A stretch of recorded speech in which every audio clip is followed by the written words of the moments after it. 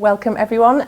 Thanks for inviting me to speak today. My name is Caroline Halford and I work for ADIS, who are a group of publishers, well, a group of journals published by Springer Nature, and I'm here today to advise you on how to get the best out of journal pre-submission inquiries. Okay, so it'll come as a surprise to nobody that, that there are challenges to publishing data in a timely manner. We all know that GPP3 says that we should aim to submit manuscripts 12 to 18 months after the last patient seen for the last time, and that'd be great. But I'm sure everyone's experienced scenarios where the authors can't agree and they take forever and they're on their 8th draft, or maybe they insist on submitting average data to New England Journal of Medicine, and then it's a slow cascade down to the next title. 4 years later, you're no further on, and that's not good. So to give a bit of a background as to my role at ADIS, that's exactly why my role was created. As I mentioned at the beginning, I work for ADIS. There are 35 journals at ADIS, and I represent all of them. And my job day to day is to talk to pharma and to MedComms when they're looking to publish a manuscript. And it could be that it's top data that they need to publish quickly in a really good journal, but they want to make sure that they're targeting an appropriate title. Or it could be that it's just an okay manuscript, it's not going to change the world, but they're obliged to publish it, hanging around for ages, and they need a quick win. So what I do is I take the information about the manuscript to the ADIS editors, and I ask them for their honest and realistic feedback as how likely they are to want it, whether it fits what they're looking for. And we've got some really top-ranking journals, the leaders in their field, and we've got some more inclusive journals. So some of them will say, yes, definitely. Others might say, well, actually, if the authors can just expand the methodology and talk about this in the discussion, this will fit what I'm looking for. And some of the editors will say, yes, please send it straight away. So there's normally a couple of journals each time that will be willing to consider the manuscript. And a lot of times this works. We pass that information to pharma and the authors. They take our recommendations as to the most appropriate journal for their research. It gets accepted after peer review and everyone's happy. But if I'm really honest, we get quite a lot of very vague pre-submission inquiries, like one line. Classic example, we've got some health economics data. Will pharmacoeconomics publish it? Or we've got a review on heart failure agents. Which journal will be most likely to publish it? And it's really, really difficult to give realistic feedback based on one lines. And we really, really want to help authors find the best journal first time. It will save the editors time because they only receive submissions that they really want to publish. And it will save the authors time because they're not styling it to a journal, submitting it, which takes a while, then getting it rejected. So it helps everyone to receive as much information as possible. So really that's what I'm here today to talk about is if you provide the editors with as much information as possible, it will really help us to help you. So what I'm going to do is give you a bit of background as to what editors are looking for in general, which will hopefully then inform you as to what information you should be providing to journals so that you can get the best information out of them. Okay, so editors want good manuscripts. Before I describe what a good manuscript is, it can kind of be explained by what we call the virtuous circle. So good articles to nearly all journals means good article usage. This means full text downloads, altmetrics, talk around the article. This definitely from Springer Nature's point of view is what we look at as a success factor of a journal. Is the journal being well read? It's a really good indicator for the editors as well. It shows that we are really satisfying our readership by providing them with interesting information. Article usage drives citations, which drives up the impact factor of a journal, and as much as there's controversy around the impact factor, it's still a really important measure for authors, especially for authors where the funding for their next research project is dependent on them publishing the previous set of research in a good impact factor journal. So higher the impact factor, the more citations, the better the journal profile. This means the journal will be ranked higher in the journal selection services. It's more likely to be picked up by library subscriptions, so more people will see the journal. This leads to increased market awareness. More people will start talking about the journal. It's maybe becoming more well respected. That leads to increased submissions, and then out of those submissions you'll get some good articles, and it carries on. So really what this boils down to is good articles will lead to downloads and citations. So, okay, what is a good manuscript? From the editor's point of view, first of all, it needs to fit the scope of the journal. It might seem like a really obvious point to make, but you wouldn't believe how many out-of-scope submissions our journals receive. And when someone's subscribing to a journal, or where readers come across a journal, they're expecting to read a certain type of article, so we need to make sure we're satisfying that as the first criteria. It also needs to not be replicating other recently published content within the journal. Say, for example, if the editor has published a review on a certain topic in January, they're unlikely to want to publish a really similar article, say, in April. And this all comes down to the readership. They want to encourage readership, but if readers have already read this review in January, they're unlikely to read and cite as well the next review. So you're cannibalising your own readership, really. It needs to be high enough interest to satisfy the demands of the readership. So if it's research that might affect future treatments or future research, that will be of high interest. And that's not just necessarily just positive data, but negative or confirmatory data are also really important, as long as it tells us something that we can learn from and then take on in the next round of research. If it's a review that hasn't been covered recently, I mean, similar to the point that I made before about not wanting to publish two similar reviews in the same journal, when our editors receive a review article as a submission, they will then look at PubMed and see what other publishers have published. And if this review has been published by many other publishers, then not that likely to want to accept another review, because it's not going to get high readership. Or if it's just research that is new, is novel, or at least adds something to the literature. As long as we're adding something that people can learn from and take forward, then that will attract readership. If it's got robust methodology, if it stands up to scrutiny, then the results can be relied upon, and that will be likely to be cited. It's fair balanced, it should be obvious, but fair balanced is important. It needs to have clear and concise language usage as well. So remembering that we want readers to read the articles, to understand them, to take them forward, and you know, people's attention spans are really short these days, and if the language is too complex, if it's confusing, if it's not well worded, readers will move on really quickly to the next article. So it needs to be clear.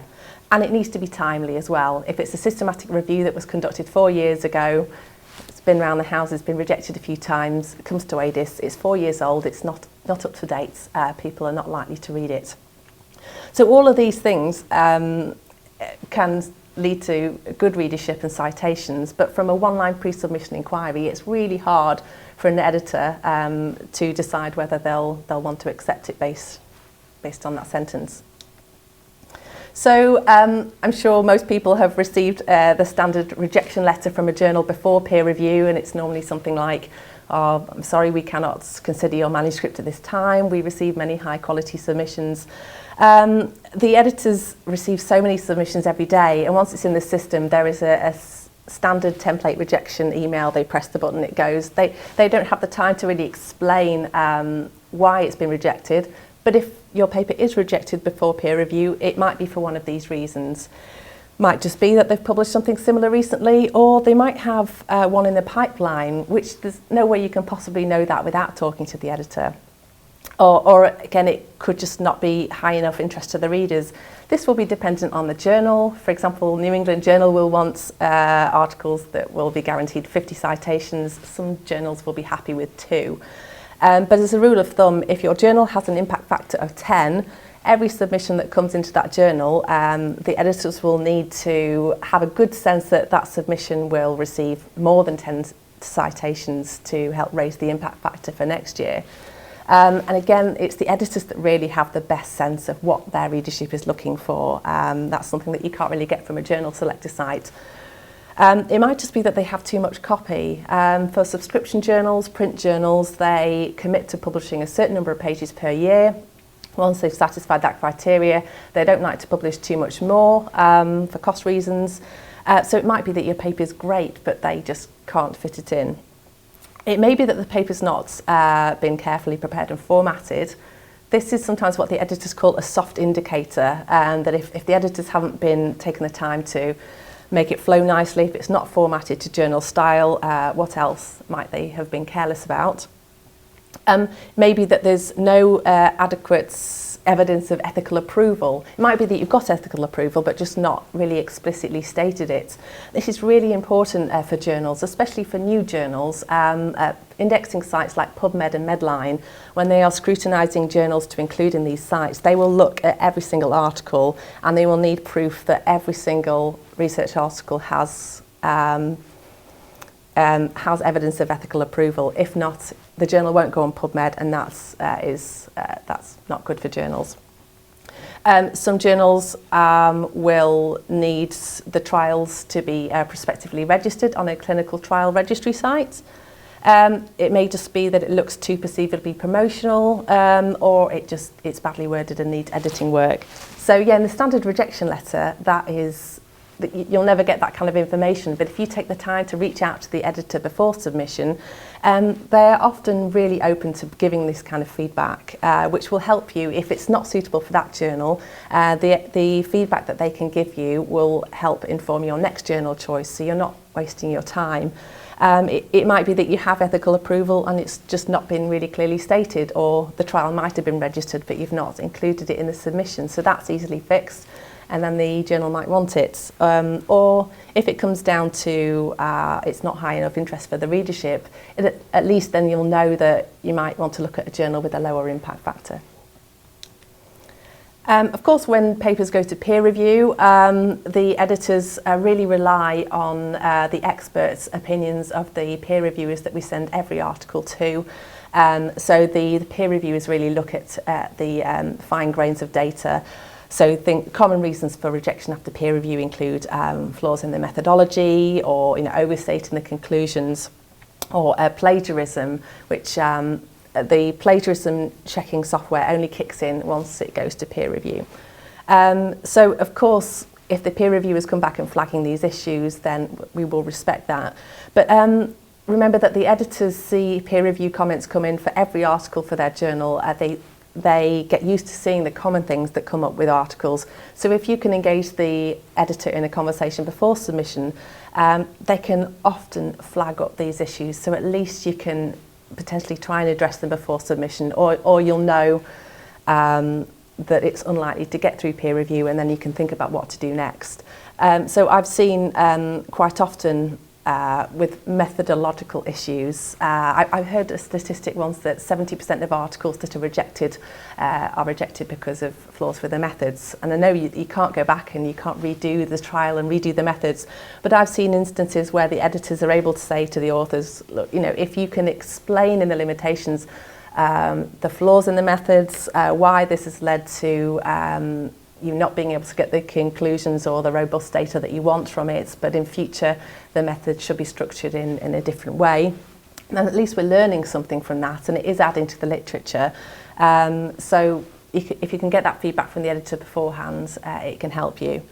And of course, if they can flag up plagiarism as well, then that's really easily fixed. When I was asking the editors for feedback about what they really want from authors, transparency about the previous submission history came up really strongly. The editors always really stress that they like to know if a manuscript's been rejected from a journal before.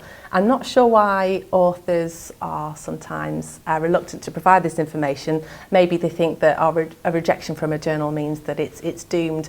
But as I've previously discussed, a rejection from one journal doesn't necessarily mean it will be rejected from another journal.